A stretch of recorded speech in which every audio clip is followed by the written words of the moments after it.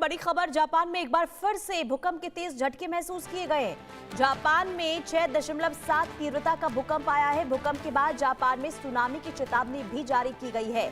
तो एक बार फिर से जापान की धरती भूकंप के झटकों से हिली है। तेज झटके लोगों ने महसूस किए हैं। इस बार 6.7 तीव्रता का भूकंप आया है, जिसने लोगों को डराया है। इससे पहले भी भूकंप आया था जापान में अभी 3 दिन पहले, और वो 7.5 तीव्रता का भूकंप था। और एक बार फिर से 6.7 तीव्रता के इस भूकंप ने लोगों को डरा दिया है। तो जापान में इस वक्त काफी जो स्थिति है भूकंप के लिहाज से खराब है, क्योंकि विशेषज्ञों का ये कहना है कि आने वाले दिनों में भूकंप जो है वो कई बार वहां पर महसूस किए जा सकते हैं। यानी कि आफ्टर शॉक्स को लेकर पहले ही चेतावनी जारी की गई है विशेषज्ञों की तरफ से, और ऐसे में बार बार ये भूकंप आना बताता है कि जापान में अभी जो स्थिति है वो काफी खराब है। क्योंकि आपको ये बता दें कि भूकंप जब जब जापान में आया है तो वहां पर हालात बहुत ज्यादा खराब हुए हैं, और इसी के साथ सुनामी की भी चेतावनी जारी की गई है।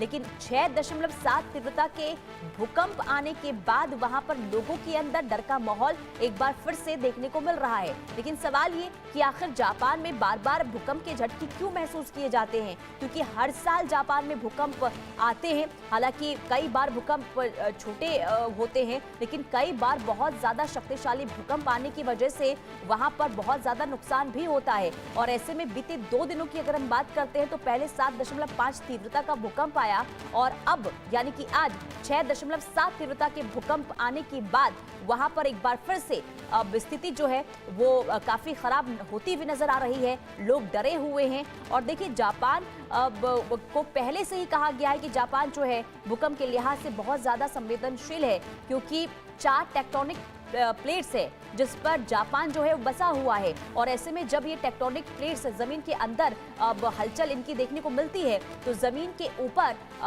बहुत ज्यादा यहाँ पर स्थिति जो है वो डगमग होती हुई नजर आती है, खराब होती हुई नजर आती है। और ऐसे में बार बार जब जमीन के नीचे टेक्टोनिक प्लेट का आपस में टकराना या फिर हलचल तेज होना, ऐसे में इसका असर ऊपरी सतह पर जरूर देखने को मिलता है। और इस वक्त जापान में यही होता हुआ नजर आ रहा है। और जापान में एक के बाद एक भूकंप के झटकों के बाद लोगों के अंदर डर का माहौल देखने को मिल रहा है। और जब विशेषज्ञों ने पहले ही अलर्ट जारी किया है कि आने वाले दिनों में शक्तिशाली भूकंप आ सकता है, यानी कि 8 तीव्रता का भूकंप आएगा और वहां पर हालात खराब हो सकते हैं। और इसी के साथ ही सुनामी को लेकर भी अलर्ट जारी किया गया है। कुल मिलाकर एक तरफ भूकंप तो दूसरी तरफ सुनामी का अलर्ट। अब ये दो तस्वीरें आपको दिखा रहे हैं। जापान में 6.7 तीव्रता का भूकंप आया और इसके बाद वहां पर हालात देखिए किस कदर बनते हुए नजर आ रहे हैं।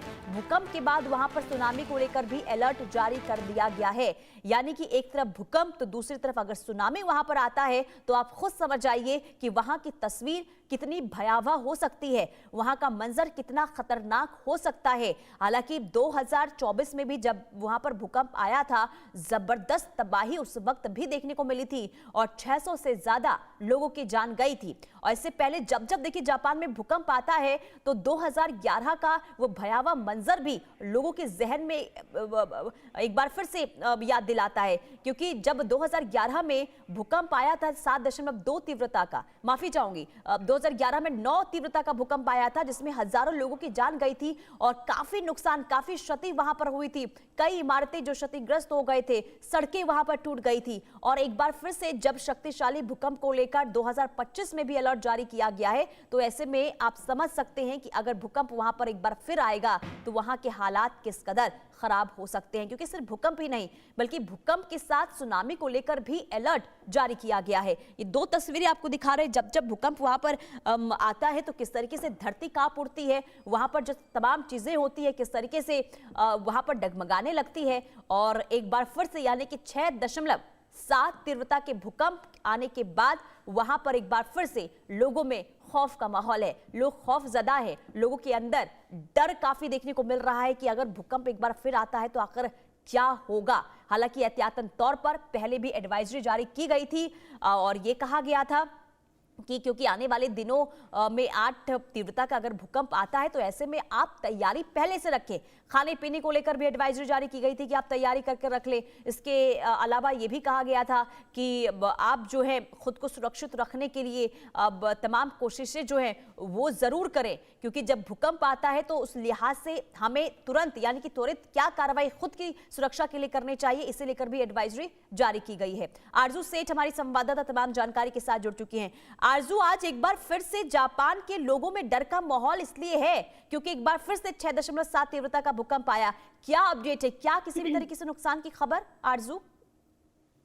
जी बिल्कुल, देखिए एक बार फिर से जापान की धरती जो है वो कांपी है और एक बार फिर से भूकंप के झटके जो है वो महसूस किए गए हैं। देखिए लगातार जापान कहीं ना कहीं जो तेज भूकंप के झटके हैं उनसे पीड़ित है और इसके बाद काफी नुकसान जो है वो ऑलरेडी झेल चुका है। जिस तरीके से आपने भी बताया 2011 में किस तरीके से तबाही जो है वो भूकंप के झटके लेकर आए थे और एक बार फिर से अभी भूकंप के झटके जो है वो जापान में महसूस किए गए। 6.7 इसकी तीव्रता जो है वो रेक्टर स्केल पर नापी गई है। फिलहाल अभी जानकारी मिल रही है नॉर्थ पैसिफिक ओशियन में 6.8 मैग्नीट्यूड का अर्थक्वेक जो है अब वो भी महसूस किया गया है और उसकी अगर बात करेंगे तो जो अर्थक्वेक की मैग्नीट्यूड था वो 6.8 था, तो वहीं जो इसका लोकेशन जो है वो नॉर्थ पैसिफिक ओशियन बताई जा रही है और डेप्थ जो है वो 40 किलोमीटर की नापी गई है। तो साफ तौर पर यह भी काफी तेज भूकंप जो है वो माना जा रहा है।